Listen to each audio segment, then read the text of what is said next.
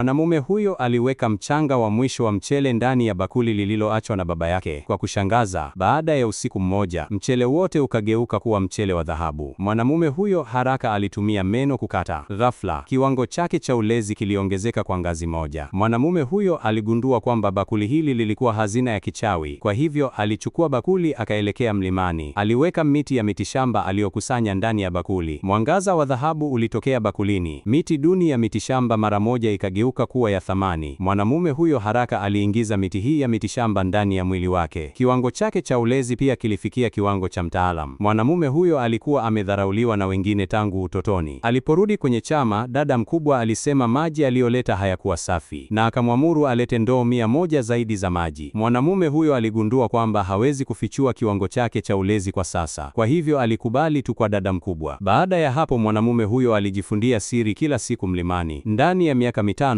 ulezi wa mwanamume huyo ulifikia kiwango cha kimungu, na sura yake pia ikawa changa. Muda si mrefu baadaye, chama kilianzisha mtihani kwa wanafunzi. Kila mtu alikuwa na matumaini makuu kwa kijana mkuu, wakidhani kwamba hakika ataushinda ubingwa. Mwanamume huyo alipokuja kushiriki kwenye mashindano, kila mtu alimtania alipomuona. Wengine hata walifikiri hakuwa na ustahiki wa kushindana. Kisha mashindano yalianza rasmi. Mzee aliweka panga 4 kwenye ngazi. Kupanda ngazi za juu zaidi, kiwango cha juu zaidi, kulikuwa na upanga wa kimungu uliowekwa juu ya ngazi. Hakuna mtu aliyegusa kwa miaka 2000. Mwanafunzi mmoja alijaribu kwanza, lakini mara tu alipokaribia ngazi, alirushwa mbali mara moja. Mwanafunzi wa pili alikaribia ngazi polepole. Alipoinuka kwenye hatua ya kwanza, shinikizo lenye nguvu lilimfanya asiweze kuendelea mbele, na hata akammeza mara moja. Kila mtu aliogopa sana alipoona hili. Wakati huu, kijana mkuu aliwakabili kwa kiburi akiwa ameelekea kwenye ngazi. Alilenga nguvu zake na akainuka kwenye hatua ya 3 kwa mara moja. Wanafunzi walimsifu wakisema kwamba hakika atapata nafasi ya kwanza. Baada ya hapo, kijana mkuu alitumia nguvu zake zote kufikia hatua ya 8. Alisimama kwenye hatua hiyo na kujivunia mbele ya kila mtu, hata akimtania mwanamume huyo, akisema kwamba hataweza kufikia nusu ya kiwango chake cha ulezi maishani. Hata hivyo, mwanamume huyo ghaflia alilenga nguvu zilizomo mwili wake.